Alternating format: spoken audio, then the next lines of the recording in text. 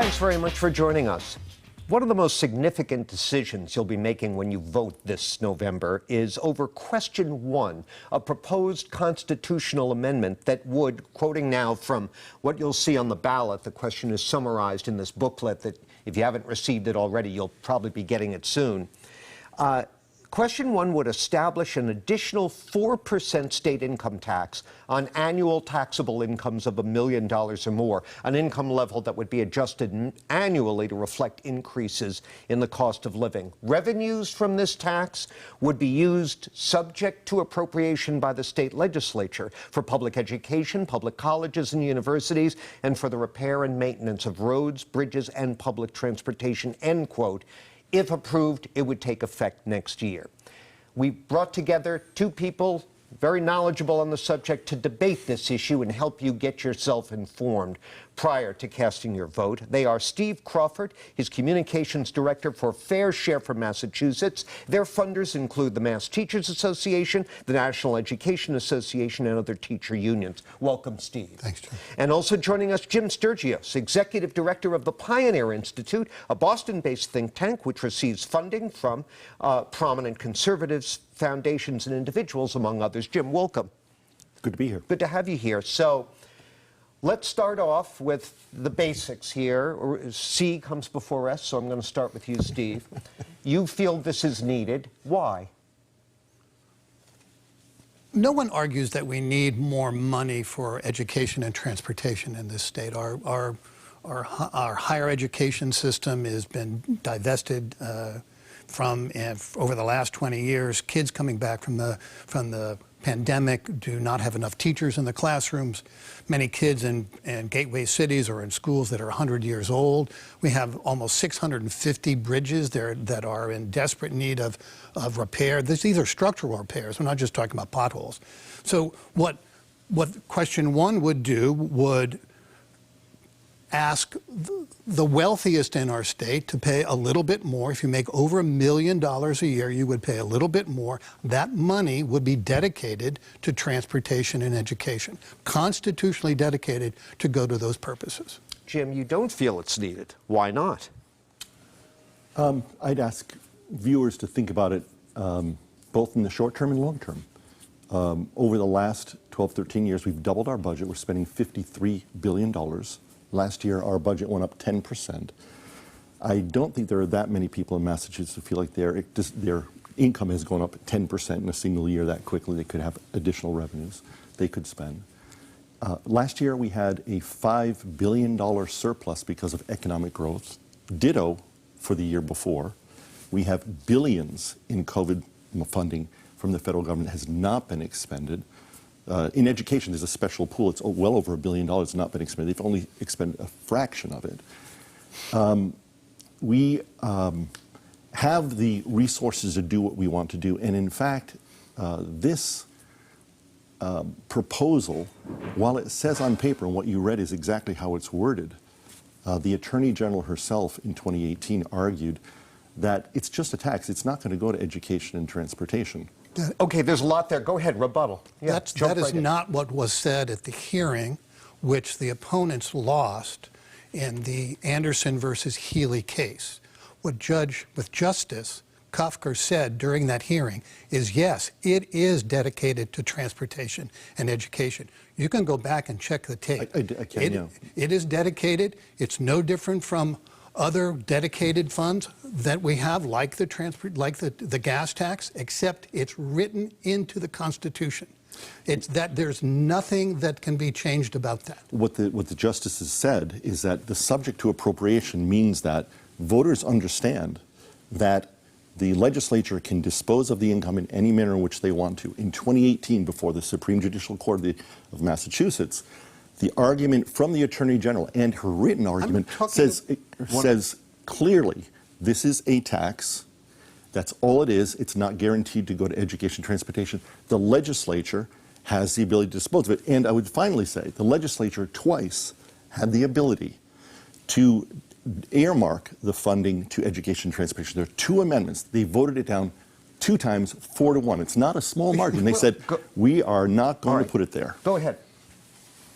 The court clearly said during that hearing, and you can check the record, that this money is dedicated to transportation and education. There are multiple cases before the SJC that say you can dedicate that money. Now, where that money will be spent in those areas, whether the legislature decides that we need to focus on providing more counselors for kids who are struggling in gateway cities following the impacts of COVID, or we need to spend it on improving our colleges, or we need to fix our bridges. That is where the appropriation comes in. But to say it is not going to be dedicated, I'm not finished, in the Constitution to those purposes is not accurate and deliberately misleading. I completely agree with what he just said on a technical point. He's technically correct. The money goes to education, transportation. But what the court said previously was that there's $18 billion currently being spent on transportation and education. The legislature is well within its rights to say, you know what, we're going to take some of that $18 billion and move it out and replenish it with this new money. And in fact, that's what the legislature voted on, to say, you cannot control on how we spend our money, if it's going to be additive or not. They clearly said 2 times this money will not be additive to transportation. Voice of the voter here. That's not what they said. Of course it's going to be additive. Anybody who looks around the Commonwealth sees that we have desperate needs in transportation. If you just try to drive to work, the traffic is worse than it was before. Why did they vote it down then?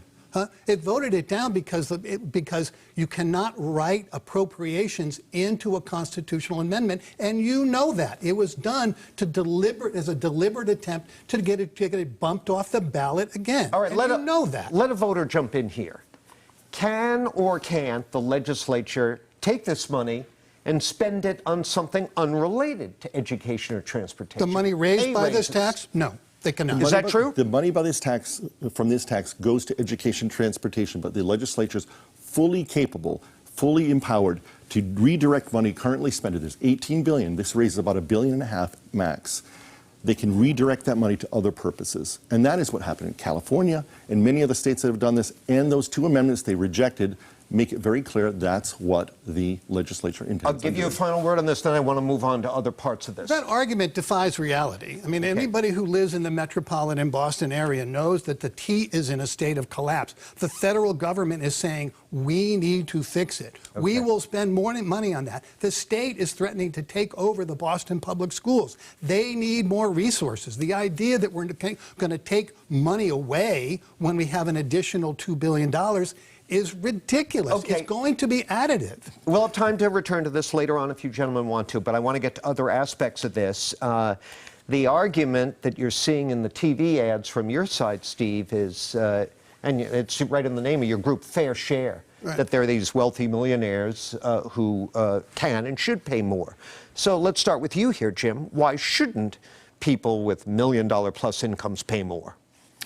If people want to do that, I think that they're well within their rights. I think the reality of this is that if you look at the data, Mass Department of Revenue data as well as IRS data, by far the majority of people who will be hit by this are retirees and small businesses. When you think about a millionaire, you're thinking a family that might earn $1 million on a regular basis. This tax is worded in a way that it not only includes income taxes that we generally understand from your salary, but it includes capital gains taxes. If you are a small business and the majority of our small businesses have their profits flow to your personal tax income, right, your personal filing. As a result, that's the majority of them, the majority of people are employed by these small businesses.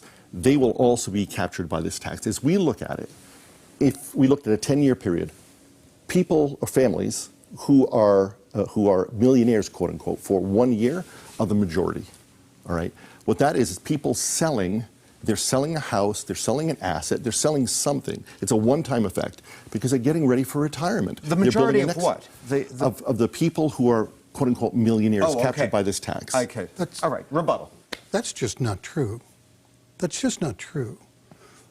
I'll start with home ownership. According to the Warren Group, in 2018, there were 100,000 homes sold in Massachusetts.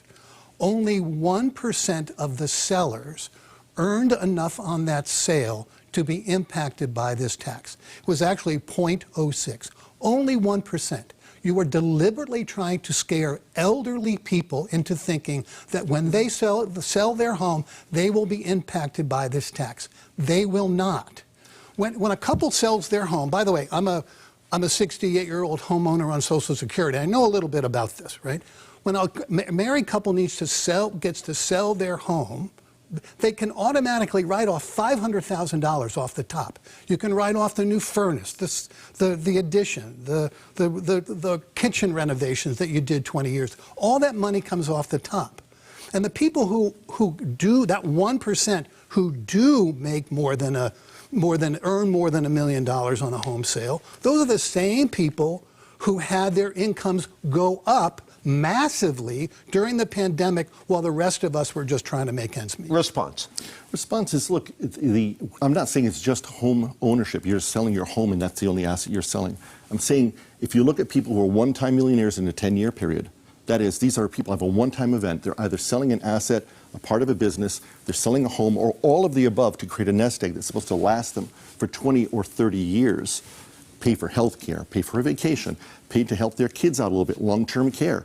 They're taxing those people. He can say, oh, homes alone don't do X, Y, or Z in a single specific year. But when you talk about all the different assets that people sell to get ready for retirement, absolutely. The data is very clear. IRS data and DOR data. On our website, you can see it. We have it right there.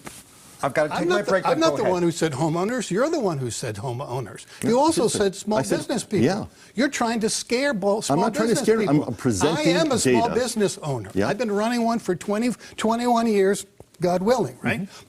But of all the business owners in Massachusetts, according to IRS data, only 3% earn more than $1 million a year. This isn't a tax on revenue. It's a tax on profit.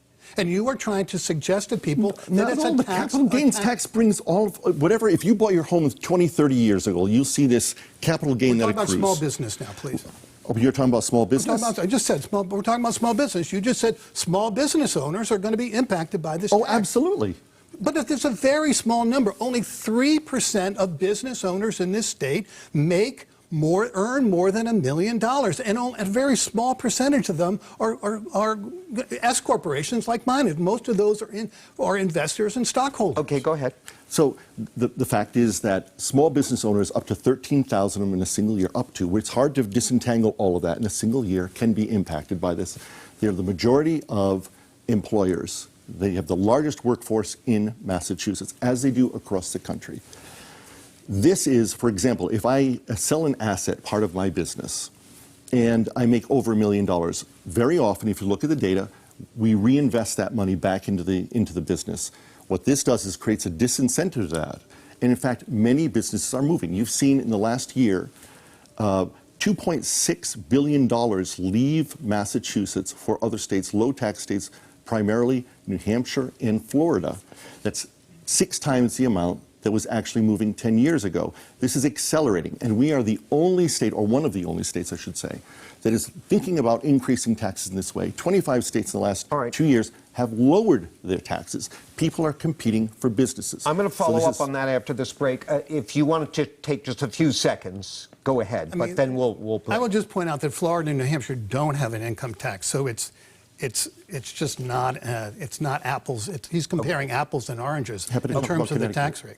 Okay. Say that again? Happy to talk about Connecticut if that's helpful. All right. Well, you know what? Talk about New York and California if you want, which is higher than us, and so's Iowa and Minnesota and New Jersey and let's talk about other states in a competitive position when we continue this discussion of question 1 in a moment. And of course, I'm neutral here, but I got to say, for 68, you don't look bad, Steve.